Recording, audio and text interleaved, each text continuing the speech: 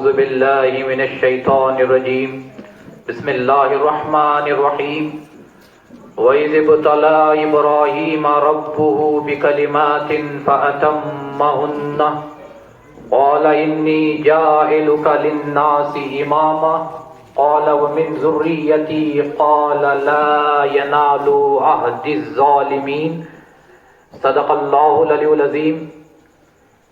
معزز سامعین کرام، عزت مآب خواتین، اللہ تبارک و تعالیٰ کا فرمان مبارک ہے کہ یاد کرو اس وقت کو جب کہ ابراہیم کے رب نے ابراہیم کو چند باتوں کے ذریعے آزمایا، اور جب ابراہیم نے اللہ کی آزمائشات میں کامیاب ہو گئے تو اللہ نے فرمایا میں تم کو لوگوں کے لیے امام بناتا ہوں، امام مقرر کرتا ہوں۔ اللہ کا ابراہیم علیہ السلام کو امام مقرر کرنا تھا کہ حضرت ابراہیم علیہ السلام نے فرمایا وہ من ذریتی، اے میرے پروردگار میری ذریت میں سے بھی ایک کو امام بنائیو۔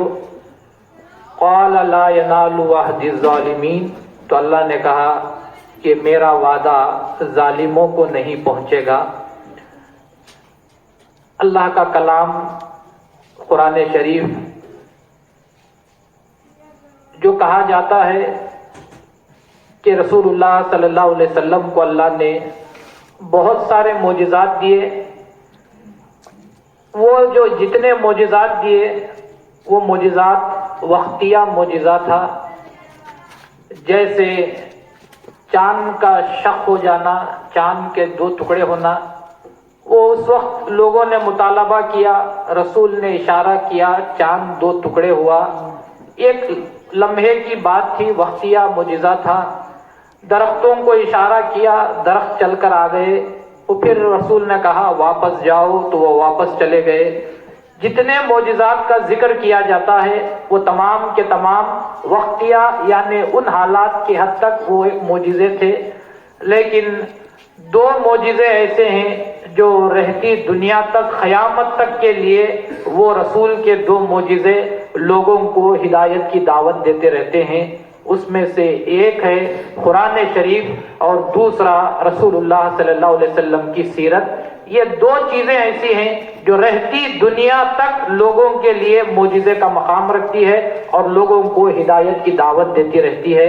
قرآن اتنا بڑا معجزہ ہے کہ آپ تصور بھی نہیں کر سکتے کہ قرآن کے اندر اللہ نے کیا کیا باتیں رکھی ہیں، قرآن پڑھنے والے کو کیا کیا نعمتیں اللہ کی جانب سے ملتی ہیں۔ یہ جو حضرات قرآن پڑھتے ہیں وہی حضرات اندازہ لگا سکتے ہیں۔ وہ قرآن پر عمل کرنا، اس کا تو کوئی ہم اس کے تعلق سے جو اجر ملنے والا ہے اس کی ہم کیا بات کر سکتے ہیں۔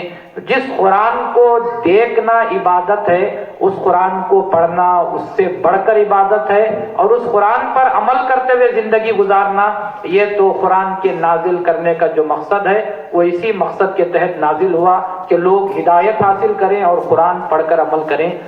اسی لیے قرآن کو گھروں میں پڑھا کرو۔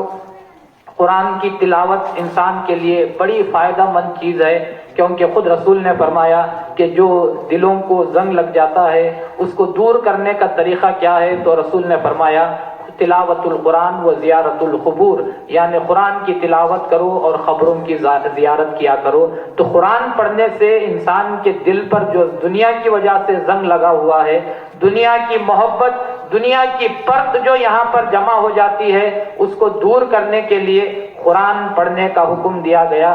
اور ہم کو بھی چاہیے کہ رسول اللہ صلی اللہ علیہ وسلم نے یہاں تک فرما دیا کہ اپنے اپنے گھروں کو قبرستان مت بناؤ۔ تو صحابہ نے پوچھا کہ گھروں کو قبرستان بنانے کا مطلب کیا ہے، تو رسول نے فرمایا کہ جس گھر میں قرآن نہیں پڑھا جاتا، جس گھر میں نماز نہیں پڑھی جاتی، اس کو قبرستان کے ہی نام سے یاد کیا جاتا ہے، کیونکہ وہ جگہ ایسی ہوتی ہے کہ وہاں پر جو مدفون حضرات ہیں وہ وہاں پر نہ نماز پڑھ سکتے ہیں نہ وہاں پر وہ قرآن پڑھ سکتے ہیں۔ تو رسول نے جن گھروں میں قرآن کی تلاوت نہیں ہوتی، جن گھروں میں نماز ادا نہیں ہوتی، بہرحال مرد حضرات تو گاہے ماہے مسجد کو نماز پڑھنے کے لیے بھی آ جاتے ہیں۔ اب جو گھروں کو قبرستان بنانے سے بچانے کا کام کس کا ہے، عورتوں کا کام گھروں کو قبرستان بچانے سے ہے کہ وہ گھروں میں نماز پڑھیں، قرآن کی تلاوت کریں، تو قرآن کی تلاوت کرو، کیونکہ قرآن معمولی کلام نہیں، یہ وہ کلام ہے جس زمانے میں نازل ہوا۔ آج ہم عربی نہیں جانتے تو ہم کو معلوم نہیں کہ قرآن کے اندر کیا کیا باتیں رکھی گئی ہیں۔ قرآن کے اندر اتنے معجزات ہیں کہ جب وہ زمانہ، جس زمانے میں قرآن نازل ہوا، وہ زمانہ شاعروں کا زمانہ تھا۔ وہ زمانہ ایسا تھا کہ بڑے بڑے شاعر تھے جو اپنے زور کلام سے لوگوں کو اپنے گرویدہ کر لیا کرتے تھے۔ تو وہ زمانے میں قرآن نازل ہوا، تو جب قرآن کی آیتوں کو وہ بڑے بڑے شعراء نے پڑھا، شاعروں نے پڑھا، جن کو ظان تھا کہ دنیا میں ہم سے بڑھ کر کوئی کلام کرنے والا نہیں ہے، تو قرآن کو پڑھا تو ان کی زبان سے یہی الفاظ نکلے کہ یہ بشر کا تو کلام ہو نہیں سکتا۔ وہ کلام پڑھنے کے بعد انہوں نے اپنے اپنے تمام جو کلام لکھے تھے ان کو پھاڑ کر پھینک دیا کہ اب ان کلام کی ضرورت نہیں، جب اتنا بہترین کلام آ گیا۔ تو ایسی چیز اللہ نے آپ کے ہاتھوں میں دی ہے۔ اور قرآن کیا ہے؟ قرآن کے تعلق سے ہم اور آپ کہتے ہیں کہ قرآن کلام اللہ ہے، یعنی اللہ کا کلام ہے، لیکن یہ الفاظ کہتے وقت انسان کو سمجھنے کی ضرورت ہے کہ آپ کے ہاتھوں میں کیا چیز دی گئی ہے۔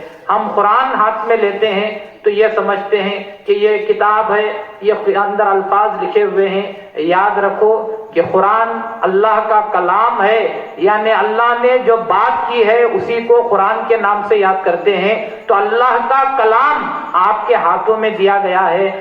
ہم جیسے گنہگاروں کے ہاتھ میں اللہ نے اپنا کلام دیا۔ کس کے صدقے یہ چیز ملی؟ رسول کے صدقے ہم کو یہ چیز ملی کہ ہمارے گنہگاروں کے ہاتھ میں بھی ہم اللہ کے کلام کو لے سکتے ہیں، پڑھ سکتے ہیں۔ تو معلوم یہ ہوتا ہے کہ اتنے نوازشات کے بعد ہم قرآن کے ساتھ کیا سلوک کر رہے ہیں۔ ہم نے قرآن کو فقط مرحومین کو مغفرت کرنے کے لیے ہم نے اٹھا کر رکھا ہے۔ کسی کو کچھ ہو جاتا ہے تبھی قرآن نکال کر پڑھنے کی بات کی جاتی ہے۔ تو یاد رکھو کہ قرآن پڑھنے سے جب میت کو ثواب پہنچتا ہے تو زندہ لوگوں کو کتنے فائدے ہیں خود آپ اندازہ لگاؤ کہ جو شخص انتقال فرما گیا، جب آپ قرآن پڑھتے ہیں تو اس کے عذاب میں تخفیف ہوتی ہے۔ کیا زندہ انسان قرآن پڑھے گا تو اس کی حالت میں اللہ بہتری پیدا نہیں کرے گا؟ جب زندہ انسان اپنے ہدایت کے لیے کہ یہ اللہ کا کلام ہے، میں اپنی ہدایت کے لیے پڑھ رہا ہوں، اس انداز سے انسان پڑھے تو انسان کو خدا کی جانب سے بہت ساری نعمتوں کا نزول ہوتا رہتا ہے۔ تو حضرت ابراہیم علیہ السلام کا جن کے تعلق سے جو آیت شریفہ پڑھ کر سنائی گئی، آپ قرآن پڑھیے تو آپ کو معلوم ہوگا کہ قرآن میں اللہ نے پیغمبروں کے جو واقعات بیان کیے ہیں، اس ایک واقعے میں انسان کی زندگی گزارنے کے لیے، انسان کو خدا کی قدرت کو سمجھنے کے لیے بہت ساری باتوں کو اللہ نے بیان کر دیا۔ خدا کا ارشاد ہے وَإِذِ ابْتَلَىٰ إِبْرَاهِيمَ رَبُّهُ بِكَلِمَاتٍ فَأَتَمَّهُنَّ۔ آپ اس آیت شریفہ کے ایک ایک لفظ کو غور سے سنتے جاؤ اور ان کے ساتھ چلتے جاؤ تو آپ کو معلوم ہوگا کہ اللہ نے کن باتوں کی ہم کو تعلیم دی ہے۔ اللہ فرماتا ہے یاد کرو اس وقت کو جب کہ ابراہیم کے رب نے ابراہیم کو چند باتوں میں آزمایا اور جب وہ کامیاب ہو گئے، لیکن یہ لفظ آزمانا خود آپ کو بتا رہا ہے کہ اللہ جس کو محبوب رکھتا ہے اسی کو آزماتا ہے۔ خدا جن سے ناراض ہوتا ہے کبھی ان لوگوں کی آزمائش نہیں کرتا۔ آزمائش کس کی کرتا ہے؟ اللہ جس کو اپنا سمجھتا ہے اللہ اسی کو آزمائش میں گھیرے میں ڈالتا ہے۔ حضرت ابراہیم علیہ السلام کون؟ حضرت ابراہیم علیہ السلام وہ جن کو اللہ خلیل یعنی اپنا دوست کہتا ہے۔ تو اللہ نے کہا کہ میں نے جب تم کو دوست کہا ہے تو دوست پہلے آزمائش سے گزرو، اس کے بعد تم کو میں مناقب دینے والا ہوں۔ تو ہم کو کیا پیغام ملا؟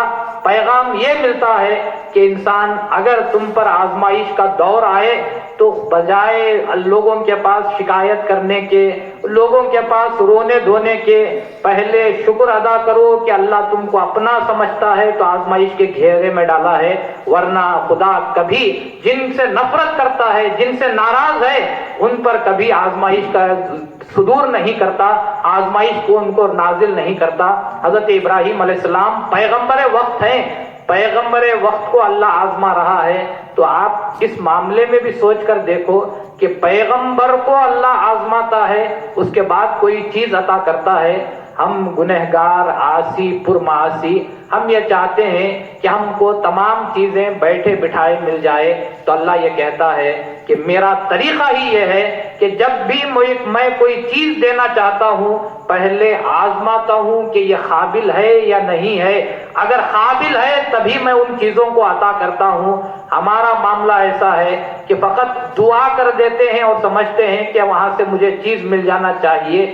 اگر دعا کرتے ہو تو آزمائش کے لیے تیار رہو کہ خدا دینے سے پہلے آزماتا ہے، اور جب آزمائش ہوتی ہے اس وقت انسان کو سمجھنا چاہیے کہ بے شک خدا کی جانب سے مجھے کوئی چیز عطا ہونے والی ہے، تبھی تو اللہ مجھے آزمائش کے دور سے گزار رہا ہے۔ تو حضرت ابراہیم علیہ السلام نبی کی آزمائش ہو رہی ہے۔ اب وہ آزمائش کیا ہے؟ تو مفسرین نے کہا کہ وہ 10 باتیں ہیں۔ حضرت ابن عباس رضی اللہ تعالیٰ عنہ نے کہا 30 باتوں میں حضرت ابراہیم علیہ السلام کی آزمائش ہوئی۔ حضرت امامنا مہدی موعود علیہ السلام سے جب پوچھا گیا تو امامنا مہدی موعود علیہ السلام نے ارشاد فرمایا کہ 40 باتوں میں حضرت ابراہیم علیہ السلام کی آزمائش ہوئی۔ جب آپ ان تمام باتوں میں کامیاب ہو گئے تو اللہ نے کیا دیا؟ اللہ نے کہا انی جاعلک للناس اماما، یعنی میں تم کو امامت کے منصب پر سرفراز کرتا ہوں، یعنی میں تم کو امام بناتا ہوں۔ تو حضرت ابراہیم علیہ السلام کو امام بنانے کے لیے، جبکہ وہ نبی ہیں، نبی سے امامت کے درجے کو پہنچنے کے لیے ابراہیم علیہ السلام کو 40 آزمائشات سے گزرنا پڑا اور کامیابی ملی، تب کہیں چل کر وہ امامت کے درجے پر فائز ہوتے ہیں۔ اس ایک بات سے اندازہ لگاؤ کہ نبی کو امام بننے کے لیے 40 آزمائشات سے گزرنا ہے تب امام بنے ہیں، تو معلوم یہ ہوتا ہے کہ امامت کا منصب کتنا بڑا ہے کہ اللہ نے امام مہدی کو جو امام بنایا ہے وہ کیوں بنایا، کس درجے کے حامل بنایا؟ لوگ سمجھتے ہیں کہ امام کے معنی کوئی معمولی امام ہوں گے۔ یاد رکھو میں امام مہدی کی امامت کون سی امامت ہے؟ وہ امامت ہے جو ابراہیم علیہ السلام نبی تھے، اس کے بعد آزمائش ہوئی، اس کے بعد آپ کو جو امامت کا درجہ ملا اسی درجے کو امام مہدی کی امامت کے نام سے یاد کرتے ہیں۔ تو اتنی بڑی امامت جو مہدی موعود علیہ السلام کو ملی، ہم ان کے ماننے والے ہیں۔ تو یہ جو مہدی موعود کی امامت ہے یہ معمولی امامت نہیں ہے، بلکہ نبی کو آزمائش کرنے کے بعد جو درجہ ملا اس کو امامت کے نام سے یاد کیا جاتا ہے۔ اب اللہ نے جو ابراہیم علیہ السلام کو امامت کے درجے سے سرفراز کیا، عام آدمی میرے اور آپ کی طرح ہوتے تو ہم خوش ہو جاتے، لیکن ہم کو یہاں پر درس یہ دیا گیا کہ حضرت ابراہیم علیہ السلام کو اللہ نے کہا انی جاعلک للناس اماما، اے ابراہیم میں تمہیں لوگوں کے لیے امام بنا رہا ہوں۔ تو ابراہیم علیہ السلام کا دوسرا جملہ تھا قال ومن ذریتی، میری ذریت میں سے بھی ایک کو امام بنائیو، یعنی یہ جو بڑے لوگ ہوتے ہیں ان کا طریقہ کار یہ ہوتا ہے کہ ان کو اللہ کی جانب سے جو چیز ملتی ہے وہ دعا یہ کرتے ہیں کہ میری ذریت میں بھی یہ چیز مل جائے۔ تو امامت کا درجہ ملنے کے بعد ابراہیم علیہ السلام نے جو پہلی دعا کی وہ یہی کی کہ میری ذریت میں سے بھی ایک کو امام بنائیو۔ اب آپ یہاں پر قرآن کا معجزہ دیکھیے تو آپ کو معلوم ہوگا اللہ کے کلام میں کیا کیا خوبیاں ہیں، وہ اس کو آپ سن سکتے ہیں، محسوس کر سکتے ہیں۔ سوال ابراہیم علیہ السلام کا اتنا تھا قال ومن ذریتی، اے اللہ میری ذریت میں سے بھی ایک کو امام بنائیو۔ اب اللہ کو کیا جواب دینا چاہیے تھا؟ یا تو ہاں یا تو نہ، کہ ہاں میں ایک تیری ذریت میں سے ایک امام بناؤں گا، یا پھر اللہ کو یہ کہنا تھا کہ میں کوئی تیری ذریت میں سے امام بنانے والا نہیں۔ لیکن بات کا اتنا سا جملہ ہے، اس جملے کے الفاظ دیکھو تو آپ کو معلوم ہوگا ایک جملے میں پیدا ہونے والے بہت سارے سوالات کا جواب اللہ نے ایک جملے میں دے دیا کہ اللہ اگر خدا تعالیٰ نے کہا کہ قال ومن ذریتی، جب ابراہیم نے کہا میری ذریت میں سے ایک امام بنائیو، تو اللہ نے جواب دیا قال لا ینال عہد الظالمین کہ میرا وعدہ ظالموں کو پہنچنے والا نہیں ہے، کیونکہ اللہ اگر یہ کہتا کہ ہاں میں تیری ذریت میں سے ایک امام کو بناؤں گا تو پھر سوال پیدا ہوتا کہ امام کیسا ہوگا، پھر سوال یہ پیدا ہوتا وہ جو امام آئے گا اس سے کون فائدہ اٹھائیں گے، یہ تمام سوالات پیدا ہوتے۔ ان تمام سوالات کا جواب اللہ نے ایک آیت میں دے دیا۔ اللہ نے کہا کہ جب ابراہیم نے فرمایا میری ذریت میں سے ایک امام بنائیو، تو اللہ نے جواب دیا میرا وعدہ ظالموں کو نہیں پہنچے گا۔ یعنی ایک ہی آیت میں کئی جوابات کہ اللہ نے کہا کہ بے شک اے ابراہیم تو جو دعا کر رہا ہے میں وعدہ کرتا ہوں کہ تیری ذریت میں ایک امام کو بھیجوں گا۔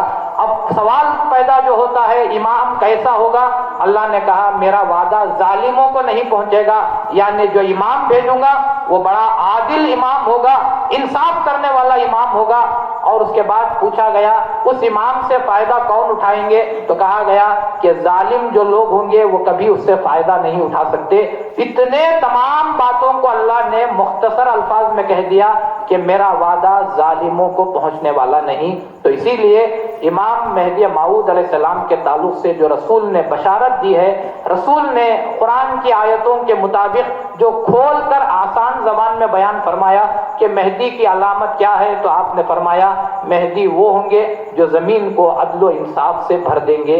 تو معلوم یہ ہوتا ہے امام عادل کے لیے ابراہیم علیہ السلام نے جو دعا فرمائی اسی کو امامنا مہدی موعود کی صورت میں اللہ نے زمین پر مبعوث فرمایا، اور امامنا مہدی موعود علیہ السلام نے بھی تصدیق فرمائی کہ ابراہیم نے جس امام کی دعا کی تھی اللہ نے میری صورت میں اس دعا کو قبول فرمایا ہے۔ تو آپ اندازہ لگاؤ کہ آج لوگ کہتے ہیں کہ مہدی کا وجود کہاں ہے، ارے مہدی کا وجود خیال ابراہیم میں بھی تھا، تبھی تو انہیں دعا فرمائی کہ میری ذریت میں سے بھی ایک کو امام بنائیو۔ لوگ کہتے ہیں رسول کے زمانے میں کیا مہدی کا ذکر تھا، رسول کے زمانے میں تھا ہی، ابراہیم کے زمانے میں بھی امام کا ذکر تھا، امام مہدی کا ذکر تھا، کیونکہ ابراہیم علیہ السلام ایسے معمولی قسم کے لوگوں میں سے نہیں تھے، بلکہ آپ خلیل اللہ تھے، آپ لوگوں کے لیے امام بنائے گئے تھے۔ تو ابراہیم علیہ السلام کے ذہن میں بھی امام مہدی علیہ السلام کا تذکرہ تھا، وہ تصویر تھی، اسی لیے تو آپ نے دعا فرمائی کہ میری ذریت میں سے بھی ایک کو امام بنائیو۔ تو امام مہدی کے ماننے والوں امام مہدی کے مقام کو تو ذرا سمجھنے کی کوشش کرو۔ لوگ جو کہتے ہیں کہ قرآن میں امام مہدی کا نام، جاؤ جا کر رسول کے سینے میں دیکھو تو امام مہدی کا نام موجود ہے، جاؤ جا کر ابراہیم خلیل اللہ جن کو امام بنایا گیا ان کے دل سے پوچھو تو ان کی دھڑکن میں بھی امام مہدی کا ذکر ہے۔ اسی لیے تو آپ نے دعا فرمائی اور اللہ نے اس دعا کا ذکر قرآن مجید میں فرمایا۔ تو جہاں پر وہ ذکر ہے کہ میری ذریت میں سے بھی ایک امام بنائیو، یہیں تو امام مہدی کا ذکر پایا جاتا ہے، لیکن لوگ ہیں کہ ان کو بات سمجھ میں نہیں آتی۔ یعنی حقیقت میں جو اللہ نے فرمایا کہ میرا وعدہ ظالموں کو نہیں پہنچے گا، تو جو ظالم ہے وہ مہدی کا انکار کرتے ہوئے خود بتا دیتے ہیں کہ اللہ نے جو قرآن میں کہا کہ میرا وعدہ ظالموں کو نہیں پہنچے گا، تو انکار مہدی سے خود معلوم ہو جاتا ہے کہ یہ لوگ ہی ہیں جو ظلم کرنے والے ہیں۔ تو معلوم یہ ہوتا ہے کہ امامنا مہدی موعود علیہ السلام کا جو مقام اور منصب ہے، میں اور ہم ماننے والے خود نہ سمجھ سکے تو اوروں سے کیا گلا شکوا۔ ہم بھی مہدی موعود کا نام فقط کہاں لیتے ہیں، ہمارے پاس بھی صرف طریقہ یہ ہے کہ تسبیح کے وقت میں یہ کہو کہ القرآن والمہدی امامنا آمنا و صدقنا، ہم سمجھتے ہیں کہ بات ختم ہو گئی، ہم نے تصدیق مہدی کا حق ادا کر دیا کہ عشاء کے بعد جلسے کے بعد کھڑے ہو کر زور سے بلند آواز سے ہم نے کہہ دیا کہ قرآن اور مہدی ہمارے امام ہیں، ہم نے اس کی تصدیق بھی کی، ہم ایمان بھی لائے۔ یاد رکھو یہ القرآن والمہدی امامنا یہ ہمارا نعرہ نہیں ہے بلکہ یہ ہمارا ایمان ہے۔ نعرہ فقط زبان کی حد تک رہتا ہے، ایمان دل میں بسایا جاتا ہے۔ کیا آپ کو معلوم ہے کہ القرآن والمہدی امامنا کا مطلب کیا ہے؟ کہ قرآن اور مہدی ہمارے امام ہیں۔ اس کے معنی کیا ہیں؟ اس کے معنی یہی کہ ہم جو بھی کام کرتے ہیں قرآن اور مہدی ان کی امامت میں کرتے ہیں، یعنی یہ جیسا کہتے ہیں ہم ویسا کرنے والے ہیں۔ کہ آپ لوگ نماز نہیں پڑھتے.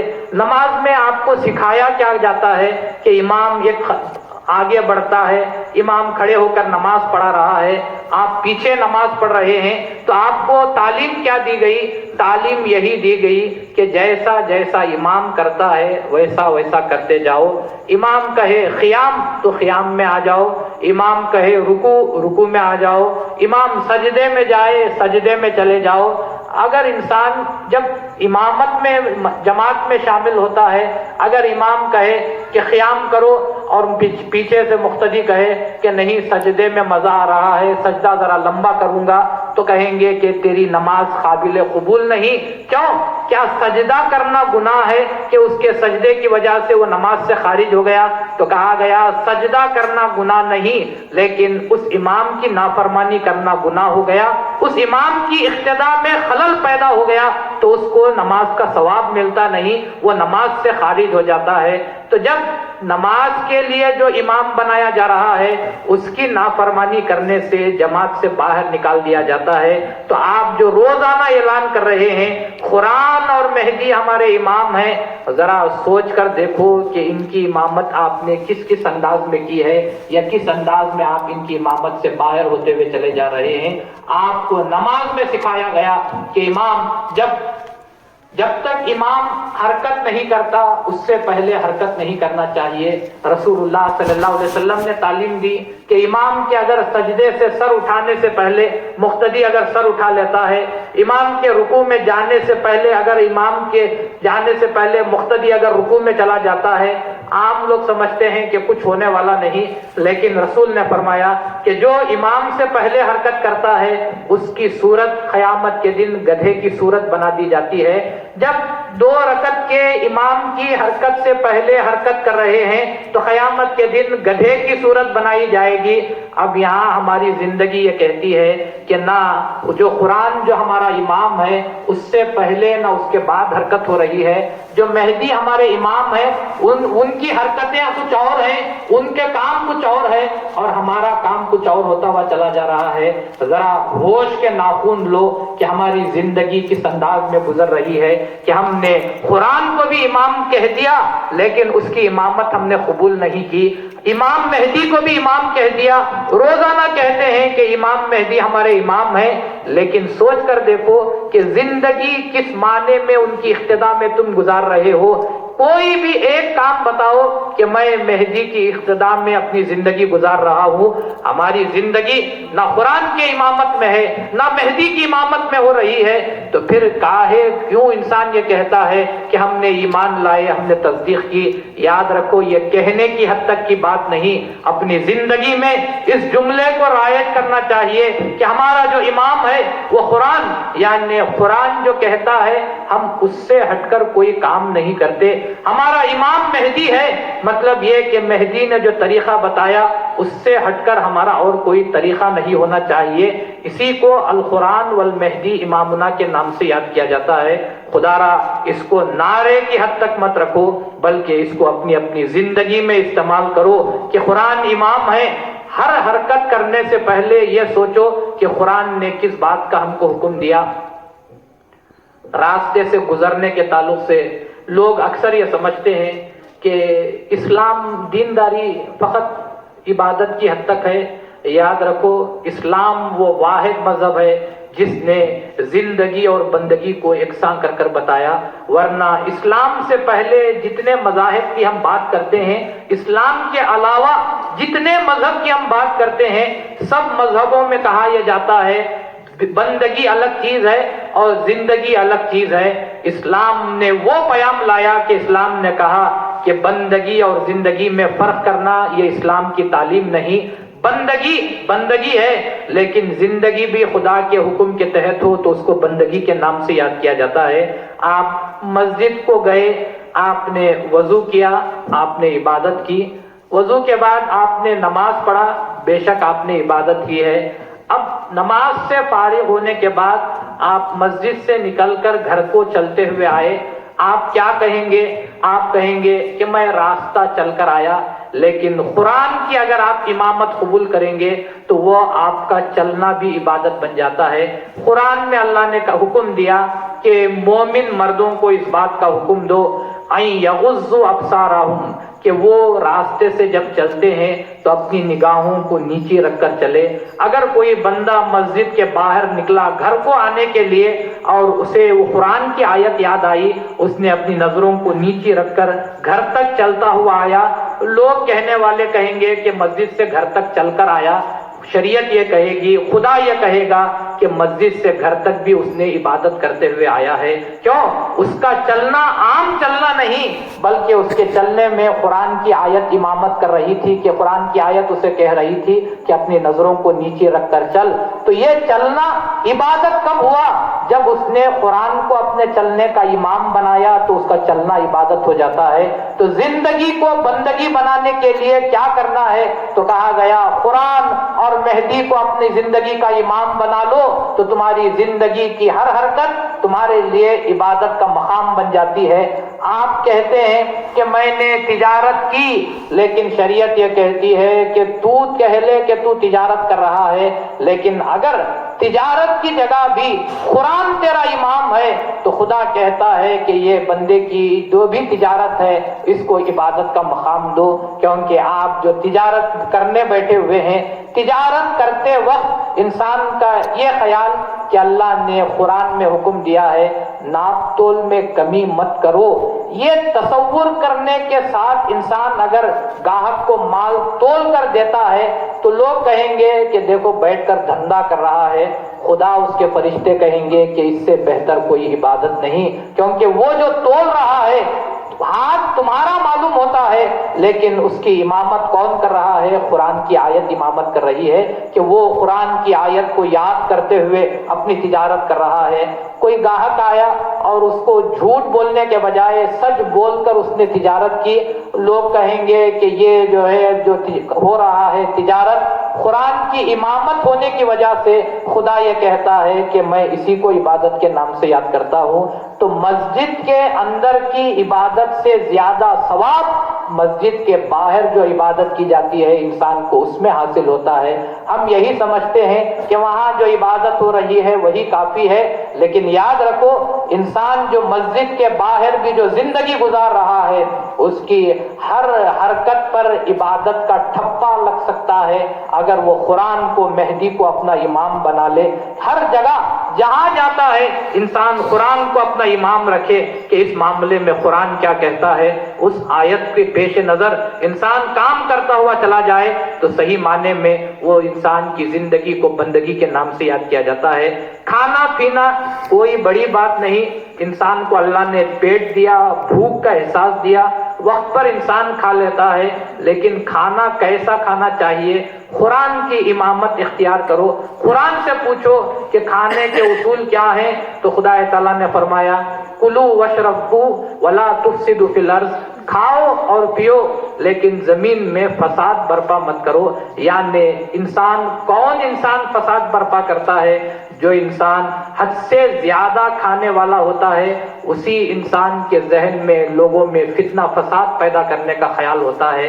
جس انسان کا پیٹ خالی رہتا ہے اس انسان کو کبھی فتنہ فساد کا خیال پیدا نہیں ہوتا۔ تو اگر جس نے قرآن کو اپنا امام بنا کر کھانا کھایا، کھاتے وقت انسان کو یہ خیال آیا کہ رسول کی سنت بھی ہے کہ رسول کبھی پیٹ بھر کر کھانا نہیں کھاتے تھے، تو اس نے رسول کی سیرت کو بھی امام بنایا، لوگ کہیں گے کہ وہ کھانا کھا رہا ہے، خدا کہے گا کہ میں اسی کو عبادت کے نام سے یاد کرتا ہوں۔ تو معلوم یہ ہوتا ہے کہ آپ جو زندگی گزار رہے ہیں، زندگی کی ہر حرکت پر اس پر عبادت کا سکہ لگ سکتا ہے جبکہ آپ قرآن کو امام بنا لیں۔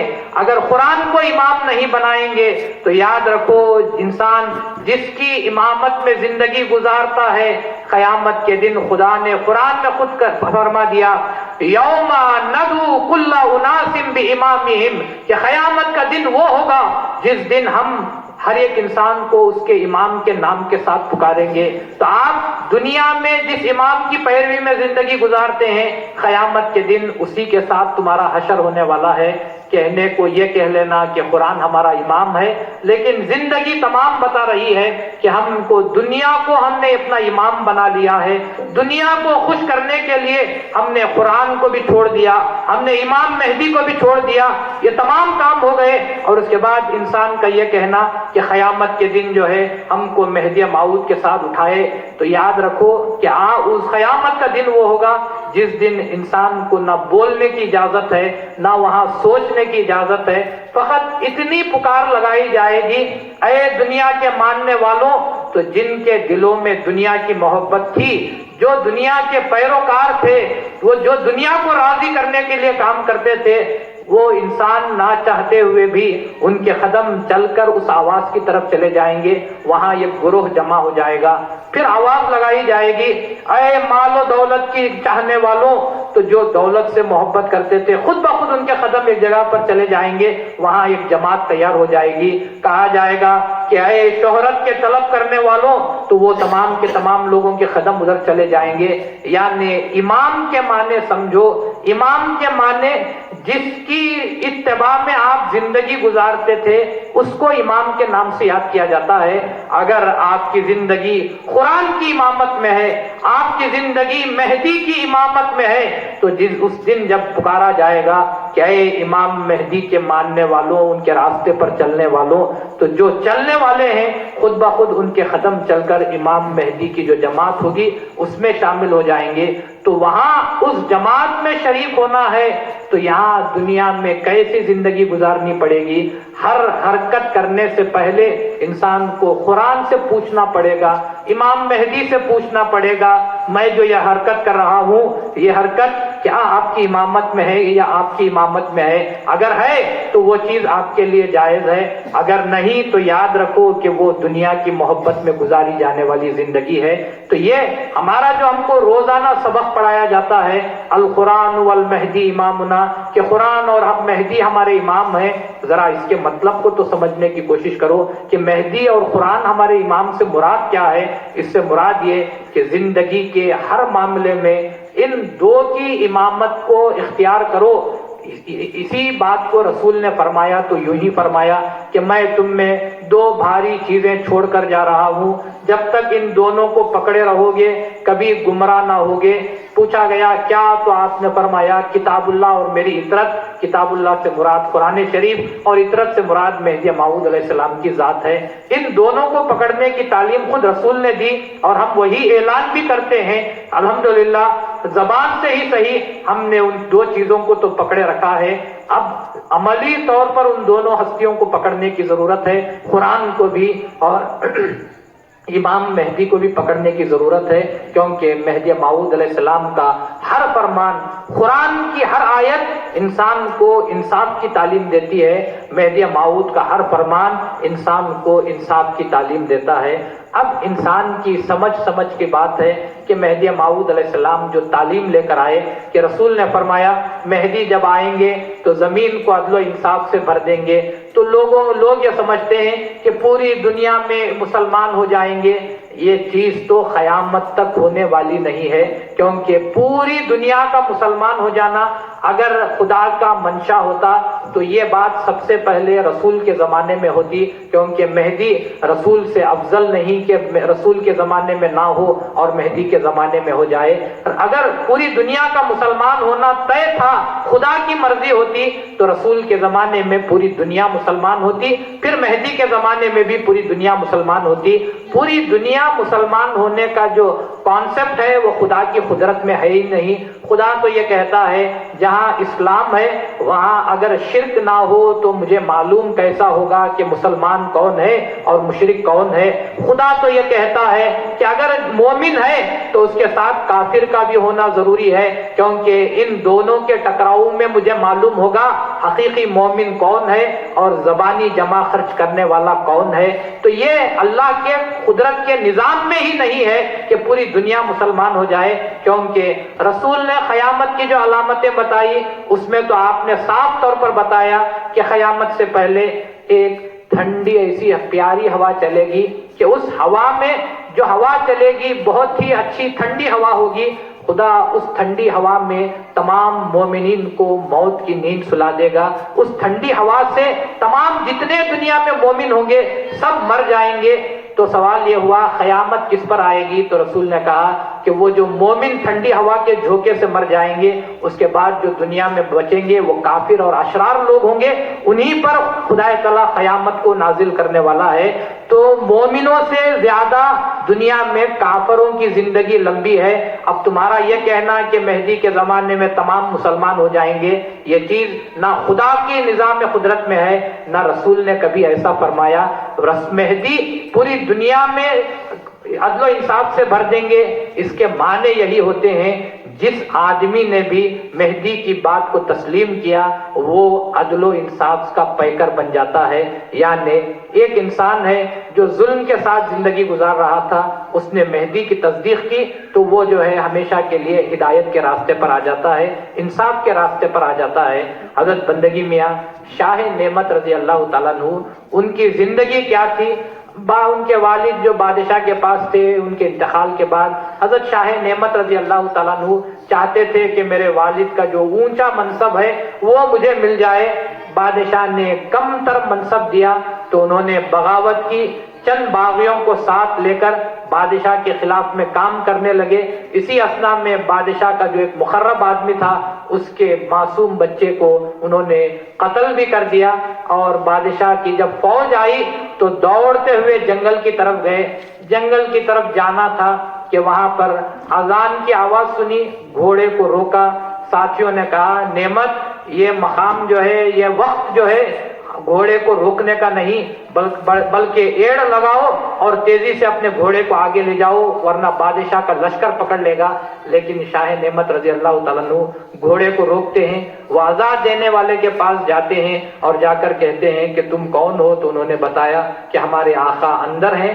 جیسے ہی مہدی موعود علیہ السلام کی خدمت میں پہنچتے ہیں، وہ انسان جو دنیا کے قانون کو ماننے کے لیے تیار نہیں، بادشاہ کے حکم کو ماننے کے لیے تیار نہیں، بغاوت کا پرچم بلند کر کر کھڑے ہوئے تھے، اب وہ مہدی موعود کے پاس جاتے ہیں اور جا کر کہتے ہیں کہ میں آپ کا مرید ہونے کے لیے آیا ہوں. آپ دیکھو کہ ایک لمحے میں کیسی زندگی کا پورا نقشہ بدل گیا.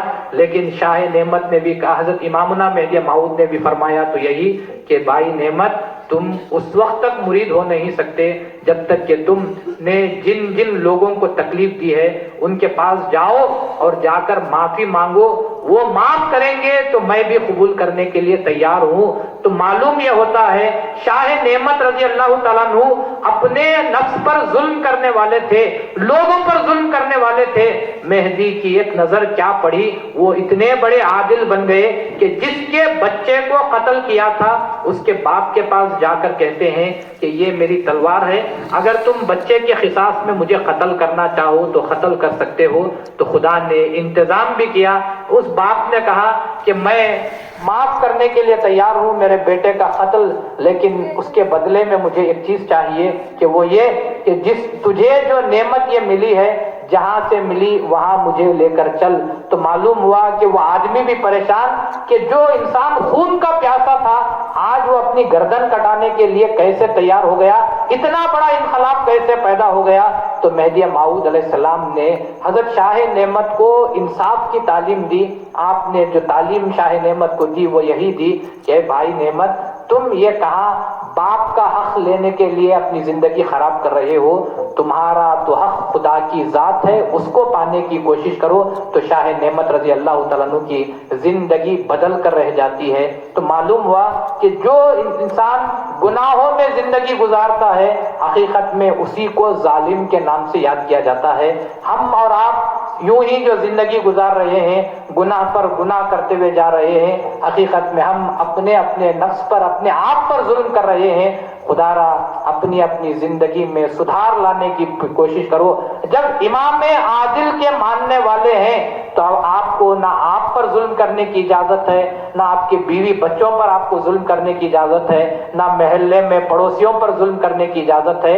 امام عادل کے ماننے والوں کو چاہیے کہ وہ خود پر بھی عدل کریں، انصاف کا سلوک کریں، اپنے گھر والوں پر، پڑوسیوں پر، رشتہ داروں پر، محلے والوں پر، سب کے ساتھ انصاف کا سلوک کرنے والے والے کو ہی امام عادل کے ماننے والے کے نام سے یاد کر سکتے ہیں۔ ہم کو چاہیے کہ ہم اپنے آپ کے ساتھ انصاف کرنے سے مراد یہی کہ اپنے آپ کو گناہوں سے بچائیں۔ کل بھی جو بات نکلی تھی، بعد میں اکثر لوگوں کی طرف سے یہ بات آئی کہ اتنی لمبی گزر گئی، اب ہم کو جو ہے وہ واپس پلٹ کر جانا ہم کو جو ہے ذرا عجیب معلوم ہوتا ہے۔ ہم نے گناہوں میں زندگی گزار لی، یاد رکھو کہ گناہوں میں زندگی گزار لی، ایسا تو نہیں کہ آپ پلٹ کر آ نہیں سکتے۔ جس لمحے آپ کے دل میں خدا نے توفیق ڈالی، اس لمحے آپ توبہ کر لو، خدا آپ کی توبہ کو قبول کرنے کے لیے تیار ہے۔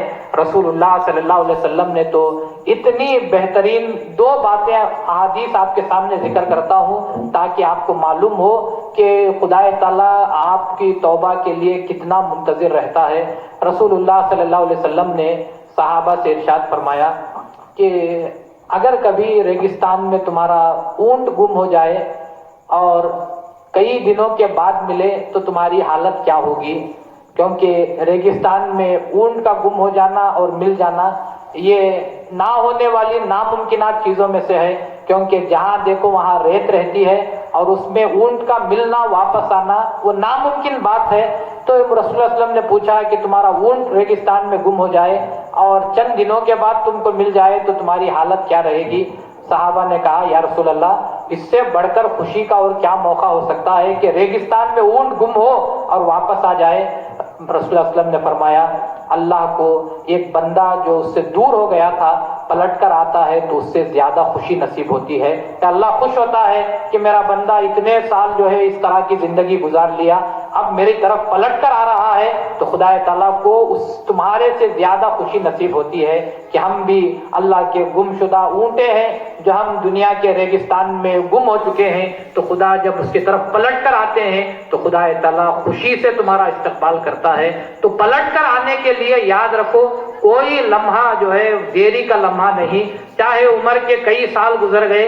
ایک اور حدیث میں رسول اللہ صلی اللہ علیہ وسلم نے بتایا کہ بنی اسرائیل میں ایک شخص تھا جس نے غالباً حدیث کے الفاظ ہیں 100 سال جس نے گناہوں کی زندگی گزاری، 100 سال کے بعد اس کے دل میں خیال ہوا کہ اب مجھے توبہ کر لینا چاہیے۔ اس نے پھر سے یہ خیال کیا کہ میں اتنا بڑا گنہگار ہوں، 100 سال گناہوں میں گزارے، اب توبہ کروں گا تو کیسے اللہ قبول کرے گا؟ تو اس نے کہا فلاں جگہ جو مقدس جگہ ہے جہاں پر اللہ کے بندے مدفون ہیں، میں ایسا کرتا ہوں کہ اس مقام پر جا کر دعا کرتا ہوں کہ اللہ مجھے نہیں، کم سے کم وہاں جو اللہ کے مقرب بندے دفن ہیں ان کے وسیلے سے اللہ جو ہے میری دعا کو قبول کر لے۔ تو حدیث کے الفاظ ہیں کہ وہ شخص دعا کے خیال سے گھر سے نکلتا ہے، آدھا رستہ پہنچا کہ اس کی روح قبض کر لی جاتی ہے اور وہ مر جاتا ہے۔ رسول فرماتے ہیں کہ اس مقام پر 2 فرشتے آتے ہیں اور دونوں میں اختلاف، ایک فرشتہ کہتا ہے کہ یہ 100 سال کا گنہگار ہے اور اس نے توبہ بھی نہیں کی، اب اس کو میں دوزخ میں لے جاؤں گا۔ دوسرا فرشتہ یہ کہتا ہے کہ اس نے توبہ کا تو ارادہ کیا تھا، میں اس کو جنت کی طرف لے کر جاؤں گا۔ جب اللہ کے پاس معاملہ پیش ہوتا ہے تو اللہ حکم یہ دیتا ہے کہ دیکھو زیادہ حصہ کس طرف ہے جسم کا، آدھا ہی رستہ طے ہوا ہے، جسم کا حصہ زیادہ کدھر ہے؟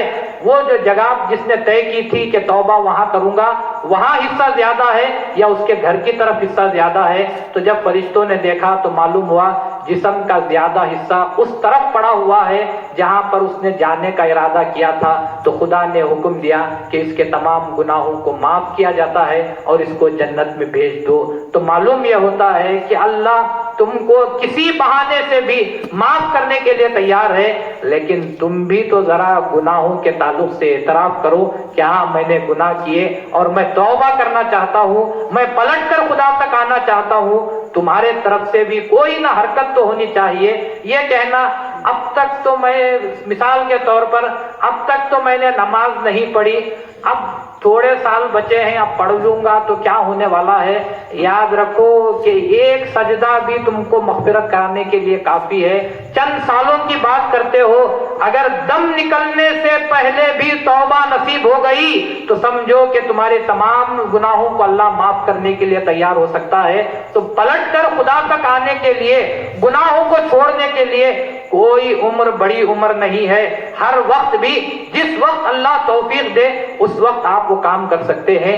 تو مہدی موعود علیہ السلام نے جو تعلیم دی وہ یہی کہ تم کو چاہیے کہ صدق دل کے ساتھ توبہ کرو، اس کے بعد خدا کے قریب آنے کے جو اعمال ہیں وہ کرتے ہوئے چلے جاؤ۔ شاہ نعمت رضی اللہ تعالیٰ عنہ آپ جو وہاں سے پلٹ کر ادھر آئے تو پھر کبھی پلٹ کر بادشاہوں کے وہ جو بڑے بڑے مرتبے تھے ان کی طرف آپ نے دیکھنا پسند نہیں کیا۔ آپ شاہ نعمت رضی اللہ تعالیٰ عنہ میں فکر میں سوچ میں کتنی بڑی تبدیلی آئی۔ دیکھو ایک جگہ پر بادشاہ بڑا منصب نہیں ذرا چھوٹا منصب دیتا ہے تو لینے کے لیے تیار نہیں، یا مہدی کی صحبت میں کئی دنوں کا فاقہ گزارنے کے لیے تیار ہیں۔ یہ جو سوچ میں تبدیلی آئی کہاں سے آئی؟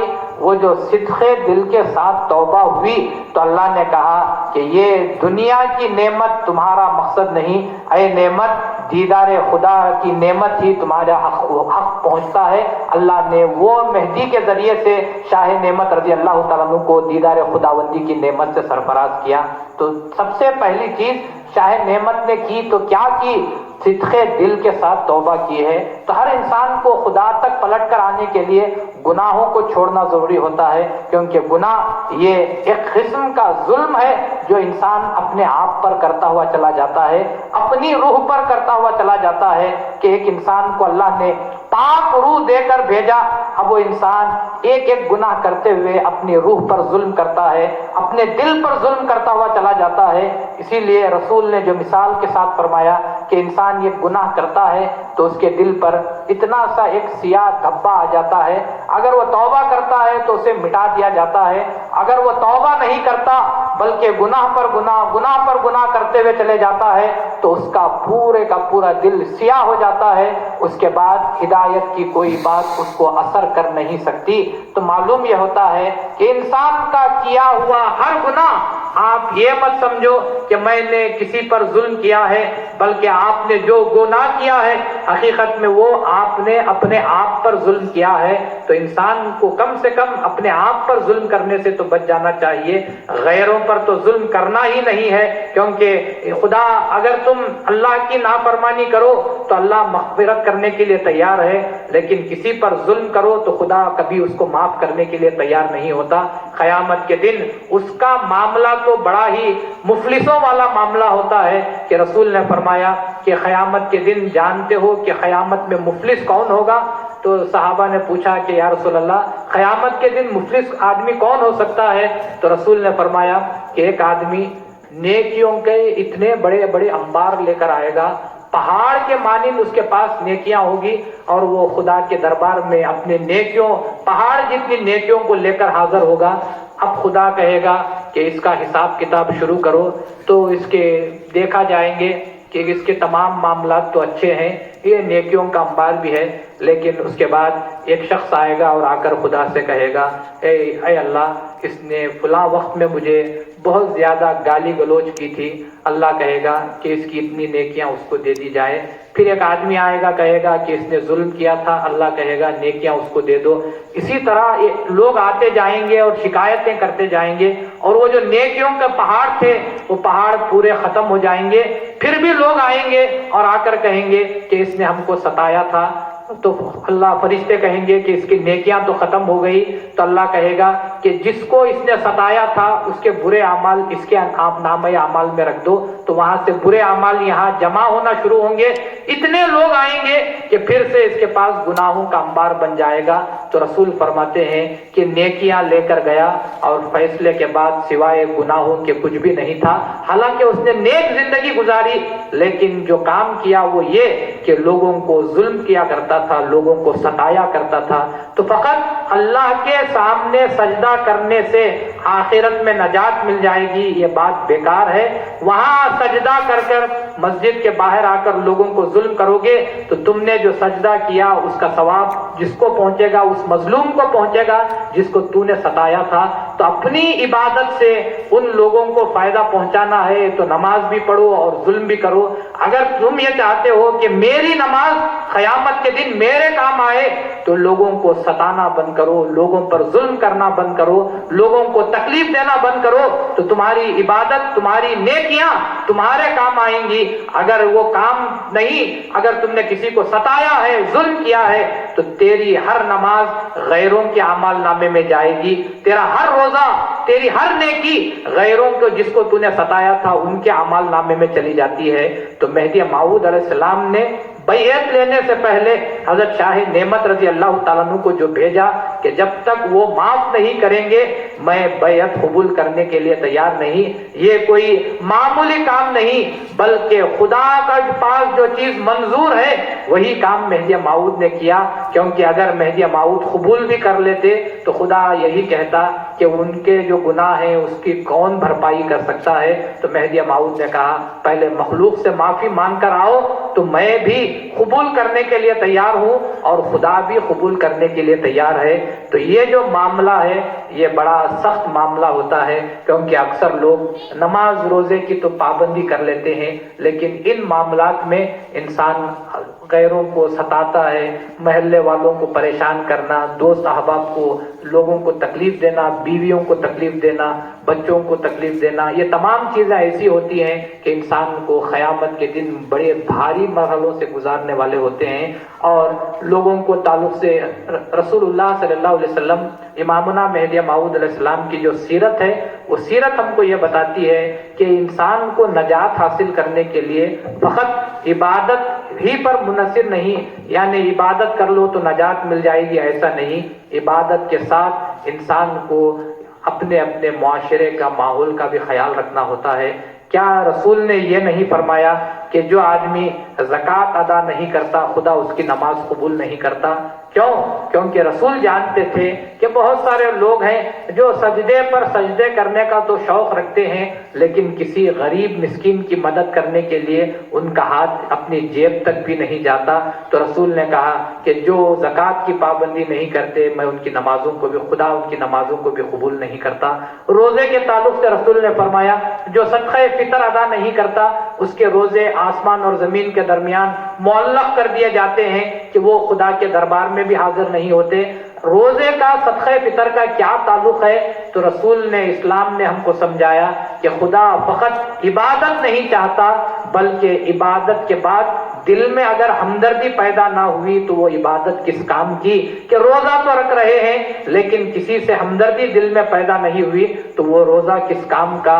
ہمدردی کا پیدا ہونا، دل کا نرم ہونا عبادت کے بعد خود اس بات کی دلیل ہوتی ہے کہ تیری نماز خدا کے پاس، تیرا روزہ خدا کے پاس پہنچا ہے، تبھی تو یہاں انسان کے دل میں نرمی پیدا ہوئی ہے۔ تو ہم کو چاہیے کہ فقط عبادتوں کی حد تک مسلمان، عبادتوں کی حد تک مہذبی نہیں، بلکہ معاشرے کے تعلق سے بھی انسان کو خیال رکھنا چاہیے کہ معاشرہ اچھائی کی طرف گامزن ہو جائے۔ یوں ہی انسان کو گزر جانا نہیں ہے، بلکہ معاشرے کے خیال رکھنا ہے کہ کہاں کیا برائی ہو رہی ہے، اس کی روک تھام کے لیے اچھے پہلو اختیار کرنے کی ضرورت ہے۔ لوگوں کو، نوجوانوں کو، عورتوں کو، بچیوں کو، تمام کو اسلام کے مہذبیت کے دھارے میں لانے کے لیے کیا طریقہ اختیار کرنا چاہیے، انسان کو وہ تمام چیزیں سیکھنے کی ضرورت ہے۔ رسول نے فقط نماز روزے کی تعلیم نہیں دی، نماز روزے سے پہلے رسول نے غم خاری کی تعلیم دی۔ رسول وہ کام کرتے تھے کہ خود کما کر غریبوں کے پیٹ کو پالا کرتے تھے، ان کا گھر چلایا کرتے تھے۔ رسول نے صاف طور پر ارشاد فرمایا کہ وہ انسان کبھی مسلمان ہو نہیں سکتا جس کا پڑوسی بھوکا سوتا ہے۔ اس کا مطلب کیا ہے کہ انسان کا اگر پڑوسی بھوکا سو رہا ہے اور یہ تہجد کی نماز بھی پڑھ رہا ہے تو رسول نے فرمایا وہ تہجد کس کام کی کہ تجھے تیرے پڑوسی کا بھی خیال نہیں کہ وہ بھوکا ہے یا کھا کر سو رہا ہے۔ تو یہ رسول نے ہم کو تعلیم دی کہ فقط اپنے آپ کو مسلمان نہ بناؤ بلکہ معاشرے کو مسلمان بنانا چاہیے۔ یہ رسول اللہ صلی اللہ علیہ وسلم کی تعلیم ہے۔ بہرحال جو گفتگو جو شروع ہوئی تھی وہ الگ نہج پر چلی گئی۔ انشاءاللہ کل جو آپ کے سامنے بیان ہوگا وہ کہ امام مہدی موعود علیہ السلام نے جو عدل و انصاف کی تعلیم دی ہے، اس کے ساتھ ساتھ حضرت بندگی میں شاہ نظام رضی اللہ تعالیٰ عنہ کو دریائے وحدت آشام جو کہا جاتا ہے، دریائے وحدت آشام کے معنی کیا ہیں اور دریائے وحدت آشام کے بندگی میں شاہ نظام کو مہدی موعود نے کیوں فرمایا، انشاءاللہ کل اللہ توفیق دے گا تو اس کے تعلق سے انشاءاللہ کل بیان ہوگا۔ خدا تعالی ہم تمام کو اپنی زندگی میں قرآن کو اور مہدی کو امامت میں زندگی گزارنے کی توفیق عطا فرمائے۔